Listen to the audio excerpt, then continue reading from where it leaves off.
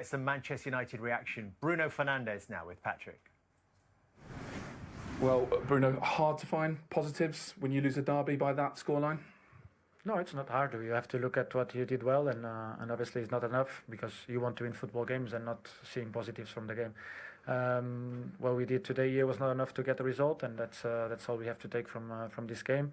Obviously, look at what you have to do better and go forward to the next game. Okay, what's the answer to that? What do you need to do better? Well, we need to score goals and not concede. That's the main thing of football, and I think we keep creating chances to score. We're not able to score as many or as much as we wanted, and I think we have to be more in control in certain situations. Obviously, I think we concede 3 goals where we could have avoided. I think the first one, when we need to be more brave when we go on a full pressure on a 1v1. As City takes that risk today against us, we need to do the same. And then the second goal from a throw-in, I think we need to be much more aware in that moment.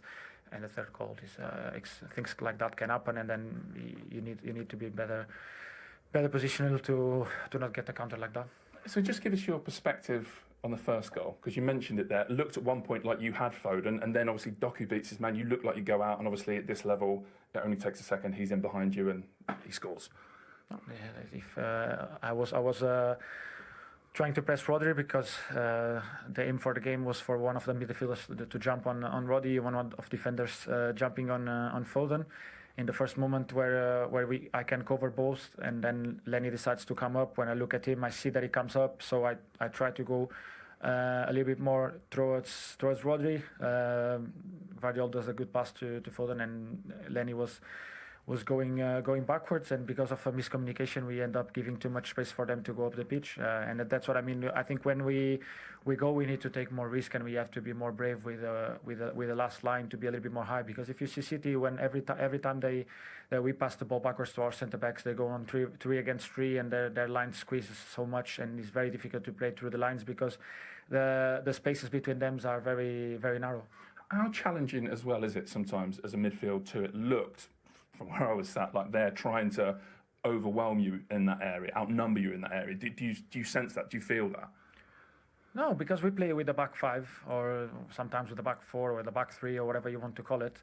And we need obviously people to be very, very aggressive in the moment of pressure. We need to get the moments of jumping, because if not, the midfielders get every time under load. Because if you look at City, they had Rodri, TG, Bernardo coming in, then they had Foden. They make basically a midfield 4 against the 2. So you need the ones in behind you to jump, like Luke was doing very well on DG, like we did it in the first game against Arsenal. That's why they didn't play. They couldn't find the spaces to play, and that's what makes the spaces very narrow for the teams to play against a team that is very aggressive when you go on the front foot. If you're not brave enough to do that, it's very difficult, and then they will find the spaces and the gaps to play, because we're playing against a top team. We're not playing against a bad opponent, and obviously when you play against teams with this quality, they will find the small gaps and they will play the balls. I know it's difficult in this moment, but does it still feel like you're kind of heading in the right direction? Because at times this season it has felt like that, but then you have obviously nights like Grimsby, and then you have a day like today, which, like you say, maybe there's positives in the performance, but it's a pretty heavy defeat against your City rivals. Of course, I think the result is very bad, and it's very bad on us. But I think it's 2 ways of looking at this game, because I think the goals could have been avoided from our side. I think on the ball we were very, very positive. We were very brave. We were playing the ball forward. When we created our chances, we could have been a little bit more clean with our chances, but we not get anything from that. So we wanted what City got, was the 3 points, and it doesn't matter how you get it. City was smart to get the goals in the way they did. They have a very good team, very good players, and obviously compliment to them. Thank you. Thank you very much. Thank you for explaining that. Brilliant. Well, a lot of tactical chat from Bruno Fernandes. When you think about what he said there, Roy, is that suggestion that the system is at fault there, or the way they've actually tried to deploy the system against such a good side? I don't think he was saying that. He's not going to come out after a game is that criticising the system. I don't think so. And we also know every team that Pep's manager, he tries to overload the midfield. He tries outnumbers, or whatever the system might be. But he's made the point there. I think it's a pretty honest interview that they should have done better for the goals. As simple as that. They should have been sharper in their own play going forward. But I said it earlier. This United team, they lack that real quality. They struggle defensively. The midfield, run about United breaking the press. But when teams get United look all over the place. I think they're just United are an average team, an average Premier League team. The stats will tell you that. And I'm going back to last season as well. So again, we're sitting here. United's record as well against any of the top 6 teams or whatever is really, really poor. They can't seem to compete. They'll have maybe a good 45 minutes or a good hour. Bruno makes the point here. They kind of done it quite well against Arsenal, but they lost the game at home to Arsenal.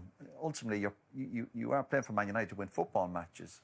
And when you say we're coming up against quality teams, yeah, but that's part of the challenge.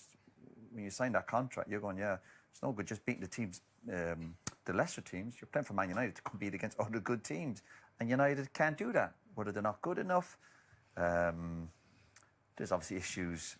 Talk about the system, but the manager's come in. He's sticking to his guns. He's not budging. But the results, and we look at the points per game and the goals for, goals against. So that's a concern. Yeah, it does concern me. It's not good reading. I came here today, and sometimes United with a bit of history, they've done it last year. But as soon as the game starts, you're looking, going, oh, you're worried. But you get that feeling against when they're playing any decent team. But even when you think, like we said, City easily beating Manchester United in the end by 3-0. Rebecca Lowe, Tim Howard, Robbie Moster. Your first reflections, Robbie, if you will. I just think it's a very sad situation with Man United. I'm just racking my brains to try and think where we're going with Man United. We've heard the manager say in pre-season, and as soon as about 2 days ago in his press conference, that we're a different team now. That looked like last season's third against last season's 15th place team, which is Manchester United. I look on bigger picture. Man United have basically cleared out 8 first-team players. They've brought in 3 forwards and looks like a backup goalkeeper. How long does the club allow this to continue? Everybody wants to give a manager time, windows, time for philosophy, time for new players. Gosh, they don't look any different. Is spending 200 million plus on new forwards move the needle? Not yet. I know they're not all out there. Matheus Cunha is their best attacker. But praise to Man City. Phil Foden coming back was great. Erling Haaland, signature performance from Erling Haaland. Doku deserves mention as well. Yeah. Can we stay on Manchester United for a second? I want to talk to you, Tim, about the substitutions made by Ruben Amorim. It was about 60 minutes on the clock or so. They were chasing the game, 1-0 down, and on came, or 2-0 down, I should say, and on came Harry Maguire and not Mainu, and not Joshua Zirkzee, the one player on the bench that you think at 2-0 down you might use to try and get back in the game. What is wrong with these substitutions? Yeah, So Zirkzee is the one who has to come on the pitch because he's the only one that can change the game in the forward area. The one thing I haven't worked out yet is Ruben Amorim likes to change a centre half for a centre half, like for like, round about 60 minutes. He does it often. I'll have to check exactly how many times, but he does it often. And I'm not really sure why he does that. Very few managers will change their centre half at all.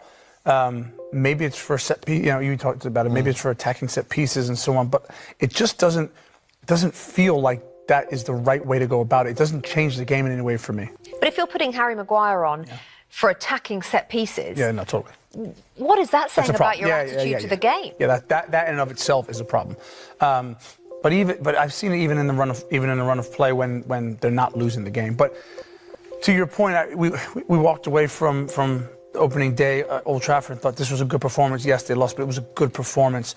And so they're trying to get incrementally better. But they're missing 2 sixes, they're missing a wing back, they're missing a goalkeeper. I know they brought one in, we'll see. They're missing a goalkeeper, and they're probably missing a centre back.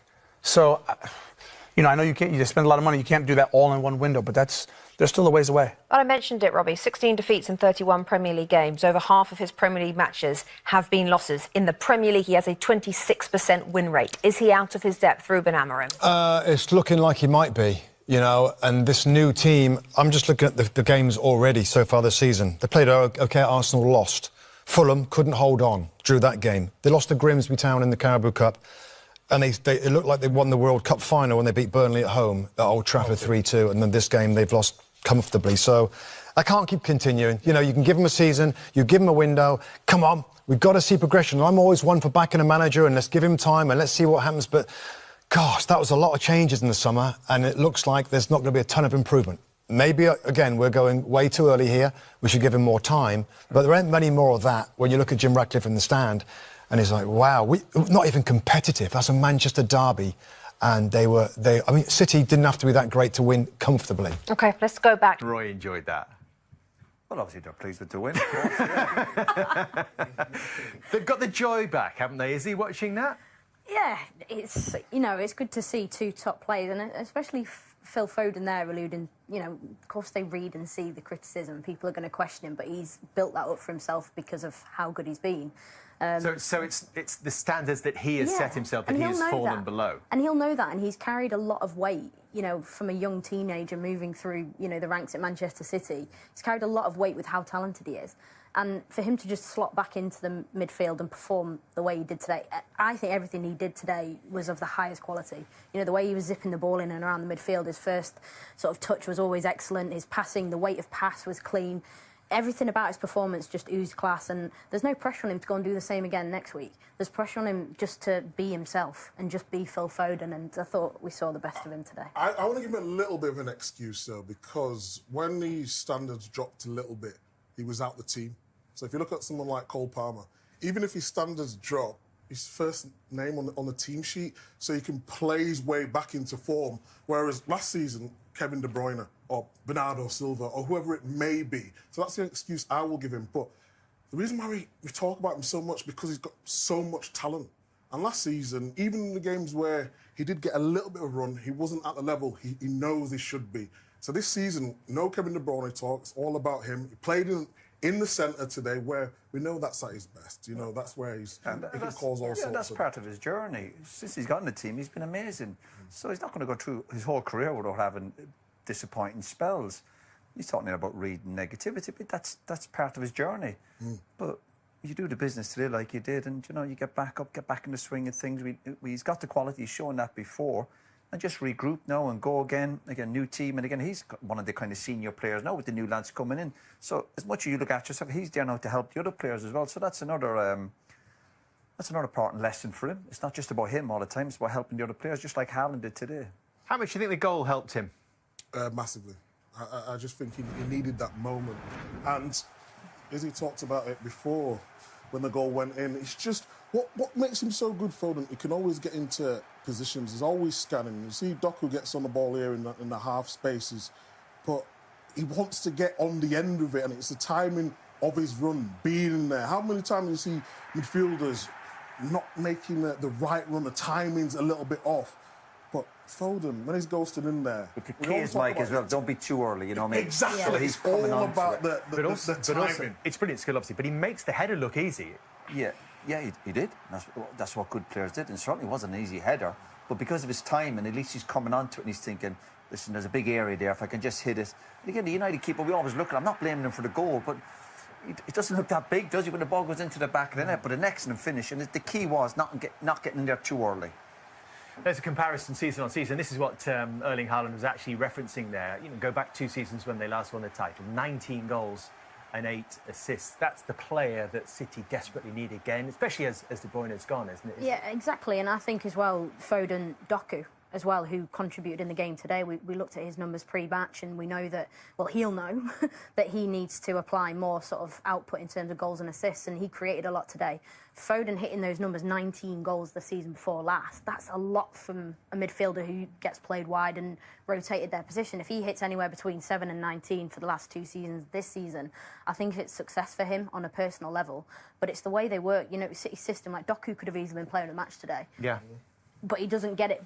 But he contributes, and that's exactly, you think back to all the successful Pep Guardiola teams winning Premier League titles, there's contributions from all over the pitch, and I'm sure that they'll be delighted with that, but they have to do more. They have to keep going. It's a sign of a good team, isn't it? Or a good performance when there are so many contenders for player of the match. What was different about Doku, do you think, today? We saw it with the first goal and with the second. I think his strengths as an individual player are his speed, he's dynamic, he's good 1v1 with his back to goal and facing up the defender. He used the space well, and I think that there's always been that question mark over Doku around his end product, and this is here now. The strength just to hold off Yoro here.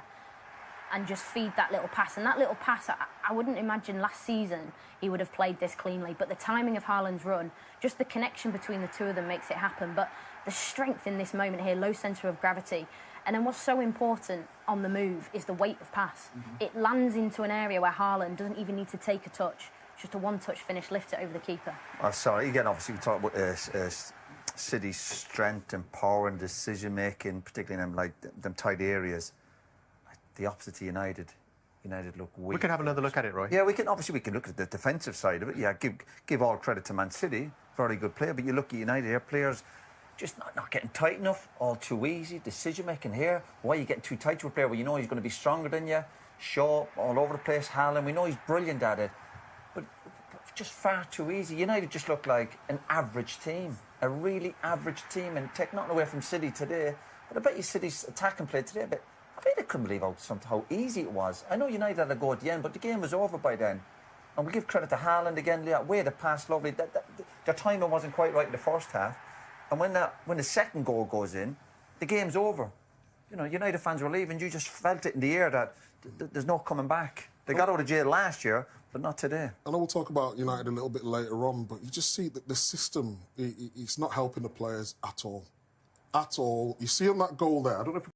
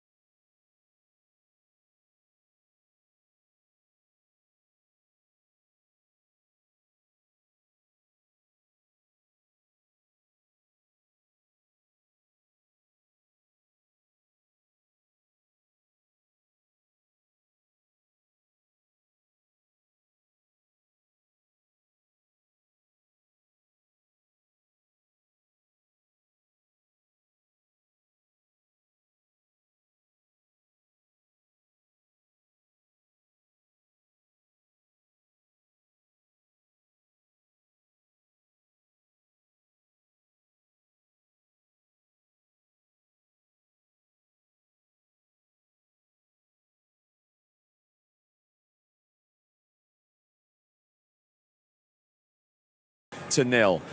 Peter was saying at the full time there, Jolien, that they weren't back to their brilliant best, but they had control through most of that game, didn't they? Yeah, definitely. And I agree with Peter. I think there was times where Man United looked like they were going to score, but overall they was in control, and them chances for Man United did come when it was 3-0. So from a player's perspective, you kind of lacking concentration slightly, take your foot off the pedal. But if they needed to, who knows, it could have been 4-5 maybe, because they did create opportunities themselves. But yeah, I think due to the previous 2-3 performances and results, you can't say they're back to their best because you don't know what the next week brings. But we're talking about personal performances. Jeremy Doku was one of those who rose to the occasion today, and that first goal, the crucial breakthrough goal, was all down to him, wasn't it, really? Yeah, it was. I mean, you don't expect him to pop up in that position, almost an inside right position when he's playing out in the left, but he found a lovely little, what we call a number 10 position, and gets turned, and that's when alarm bells need to go in the Manchester United defence. As soon as he turns here, you see Phil Foden's reaction. He darts into the box straight away. He thinks, right, I'm not needed anymore in this pocket. I'll get into the box and hope something lands at my feet. As it did, it landed at his head. Second time of asking from Doku, but look at the way he just turns his neck there and feeds it into that far corner. Beautiful finish from Foden, but great play as well from Doku. Manchester United have 8 players in the penalty area there. Yeah, and it's against 3 blue shirts. This is my worry. This is where I think we're not improving at all. This is when pre-match said that there are still a lot of players there that are confused about what they need to do in this system. And you know, I'm getting to a point now where I think this system, we cannot talk about this system. I think the manager needs to change it a little bit. But we know we won't. Go a little bit basic. Go forward the back. Yeah, Actually make the players play what they can play. Make them, utilise their strength. Because you look at Luke Shaw in that situation. Luke Shaw is a left fullback, but he's playing in that left centre-back position. And he's confused about where he's supposed to be. He gets done by a little trick by Doku on the 18-yard line, but way out. You know, he's not supposed to be there. Look at where he is. That's a fullback area. That's a fullback versus a winger. So he's used to them scenarios, so he should be used to that. That's just a brilliant bit of skill that he's gone past him. For me, sometimes you can have too many players back, and then you don't recognise what am I supposed to do. You're supposed to be, I'm in a good position. And aesthetically, United players look like they're in good positions, but you have to be in a position that affects the opponent, and no one's tracking Phil Foden. Haaland's free. Yeah. So from a defender's point of view, when the ball went out of play, I always thought, could I have touched my striker or the person I was meant to be marking? Because then I could have influenced what he was trying to do, but no one's close to anyone. How tempting is it when you're a defender, or how natural is it when the ball's about to come in, you just keep running back towards your goal? When actually, as you say, 8v3 in the box, why can't one of 8 people mark a man? Is it just natural that you just think, it is natural. I'll and there's obviously things that strikers do naturally, like pull out a little bit. So, but you know that. Yeah, 100%. But what I don't see enough of, and this isn't a Man United thing or defensive, no one's running backwards. And when you're running forwards, all of a sudden, if it gets cut back, how do you adjust your body to then attack the ball? So for me, I was always taught, when you're running back and it's in the final third or you're in the 18-yard box, back pedal. Because then if it goes forward or it's cut back, you're moving forward and then you're able to intercept the cross. But for me, United players are not doing that. Then it became the Haaland show at the double in the second half, because we said at half-time, can United start well? They did. But then within 7 minutes, bang, City are 2-0 up. This was a beautiful goal. 4 great bits of skill, all on the spin. O'Reilly, and then we get the little shimmy from Foden, a great ball through, a great ball then again from Doku. I think Erling Haaland knows what he's going to do. As that ball's been passed, he's thinking dink.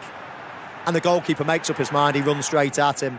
And it's just a wonderful finish. Getting the wrong side there, Doku's bit of strength. Wrong side again from Shaw, strength, keeping him off. Look at that, strength of him.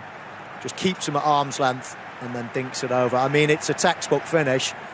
As soon as he's running through, I'm thinking dink, dink. I'd be interested if we can grab him at some point after this game to find out when he was actually thinking it. But beautiful goal from City, and even Pep Linders and Pep Guardiola, they kept saying to each other, top goal. They were screaming top goal at each other as it went in, and it was 4 moments of magic on the spin for them. Yep, see, from my perspective, as a goalkeeper, that's a dream scenario. Let him come in at that angle. Let him come in. Really? Yeah. And then what you're supposed to do is, see how the angle here, now you just stop and wait for him. Just wait. Just wait for him. So what's the goalkeeper done? Gone to ground too early here? Just see when he comes in, he's already gone. He's not covering anything, right? Just wait for him. Just look. Let him look at you. Give him a decision to make. If he's already decided that he's going to chip it, he's just going to chip it up to you. That's an incredible point, because we play again. You don't give each other secrets away, but I always used to think, let the goalkeeper, mate, he'll always do something. And if you hold your nerve a split second, they'll do something. They'll go to ground, or they'll do something.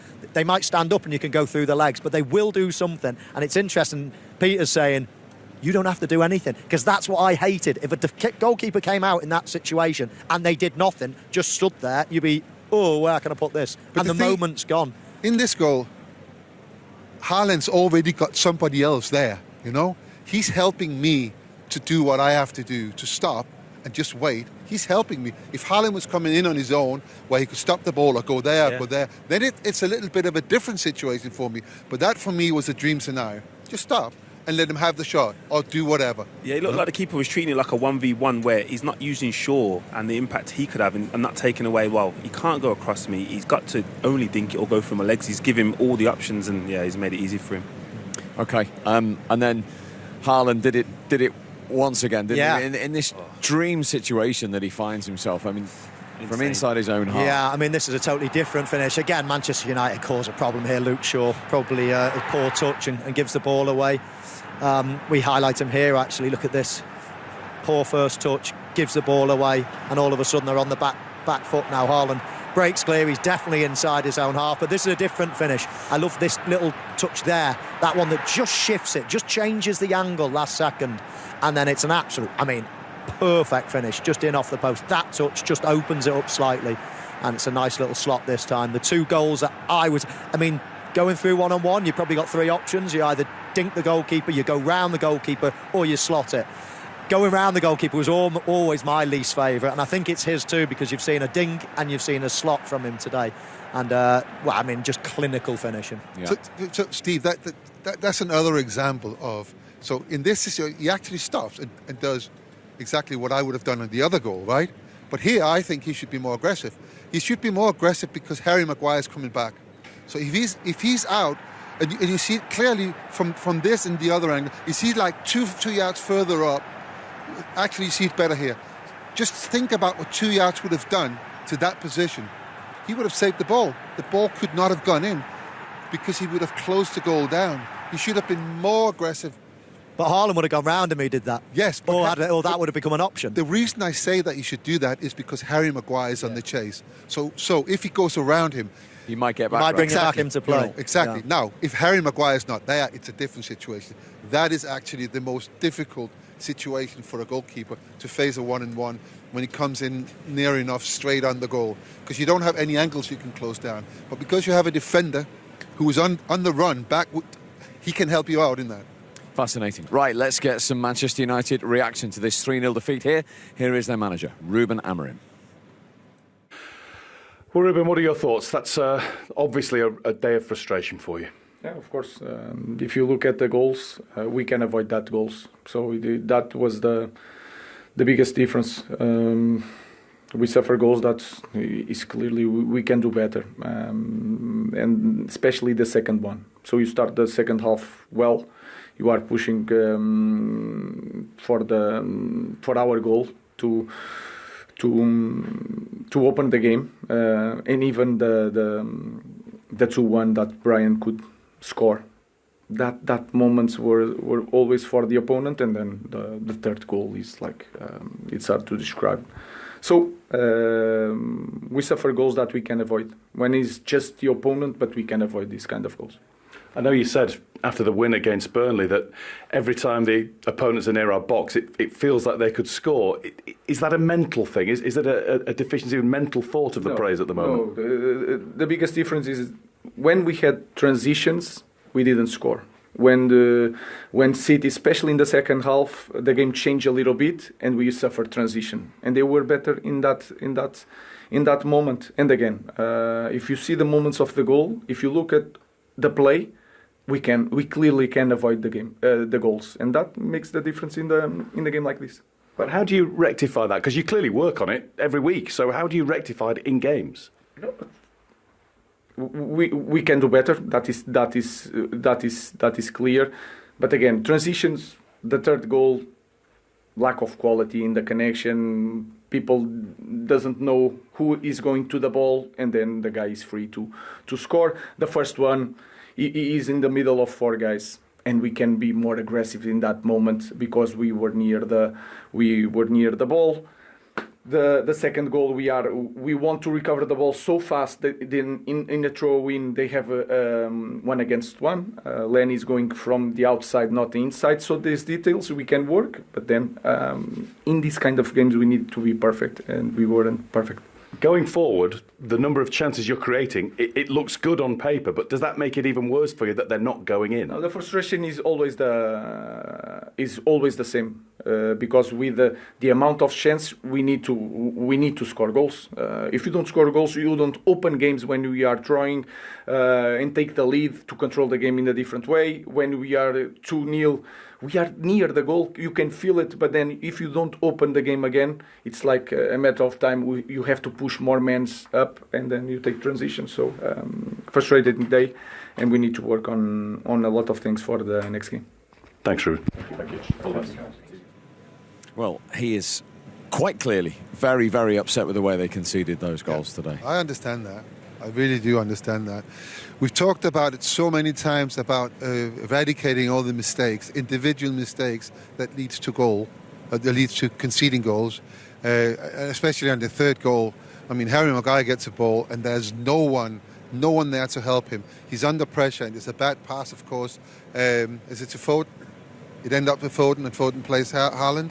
But you can't concede goals like that in these games. And I think what frustrates him even more is that he feels that Manchester United had chances to score goals, and he spent, I don't know, £200 million on strikers, and still we're not scoring goals. Still.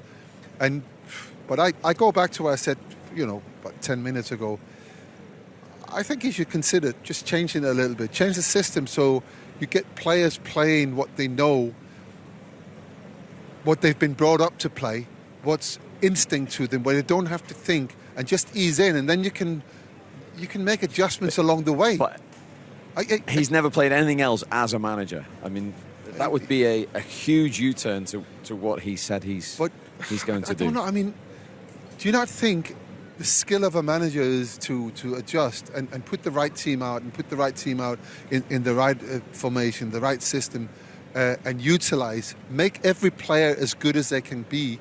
I think he's making a few players a little bit worse because they don't really know where to be. Bruno, for instance, Bruno's not a number 6. He's supposed to... When Bruno got further up the pitch, he started to create chances. He started to help the team create chances.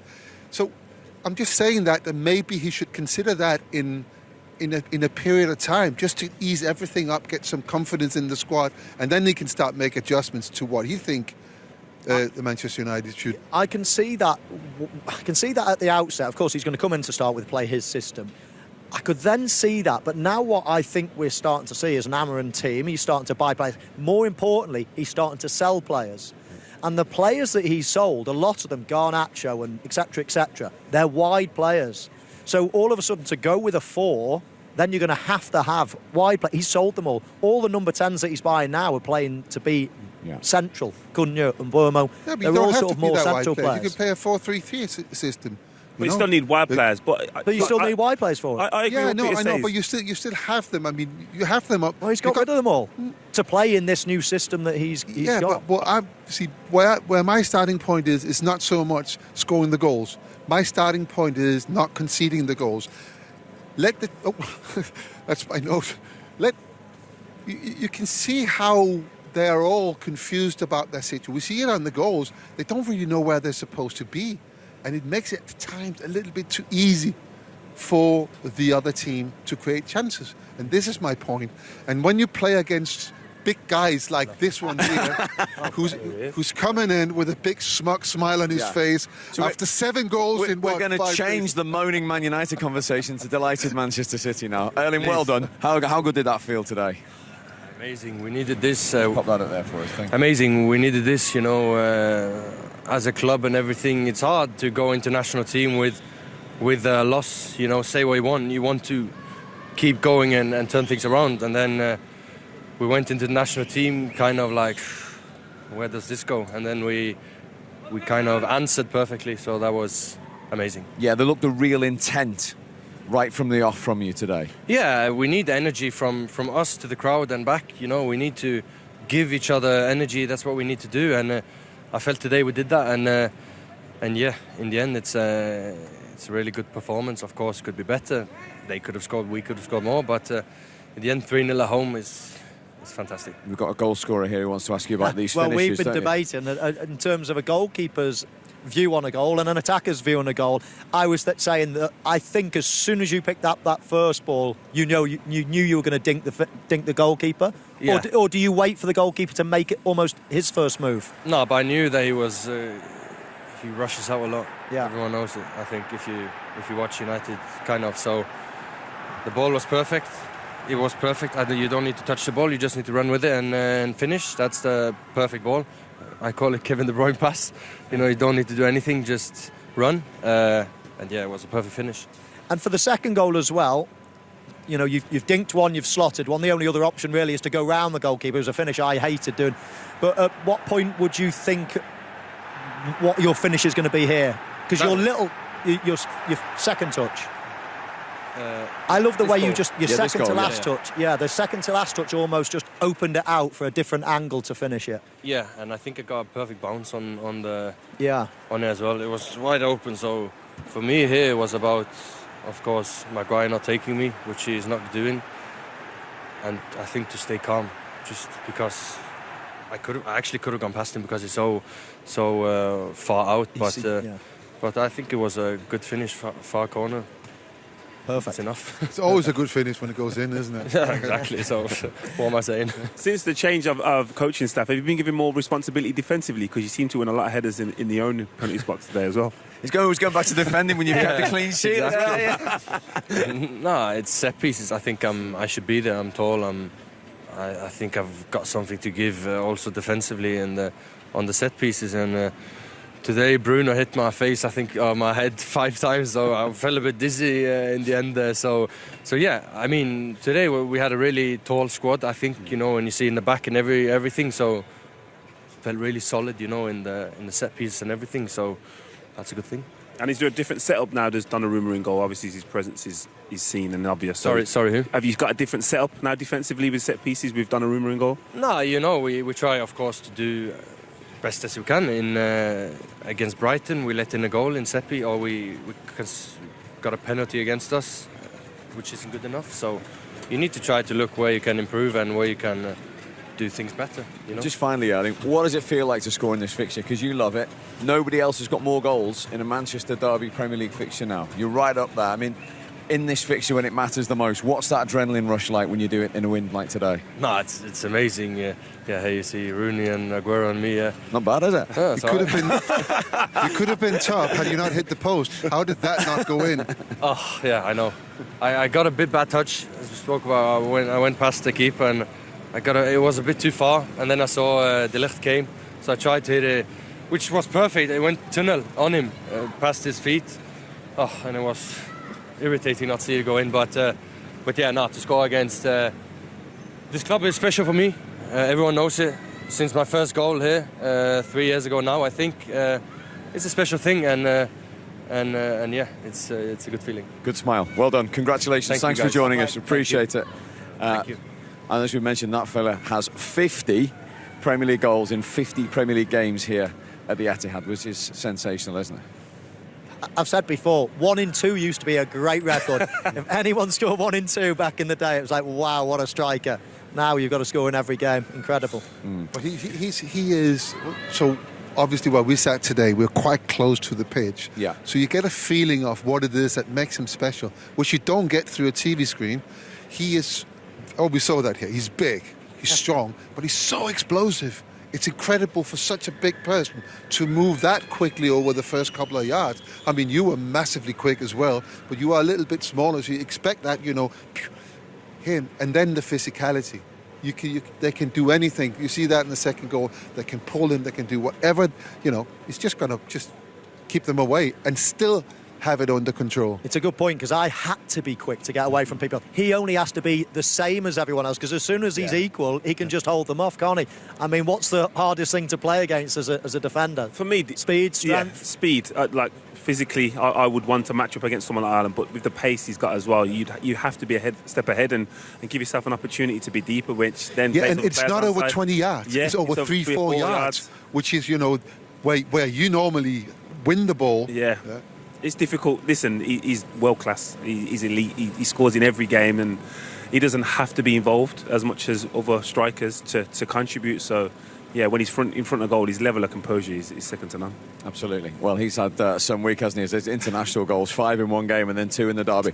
Michael, Jolie and Peter, thank you very much indeed for all that insight and debate. So that is it, the 197th Manchester derby. Very much Cities and very much blue. They have returned to winning ways in emphatic fashion. The bragging rights in the city of Manchester are theirs. From the four of us, see you soon.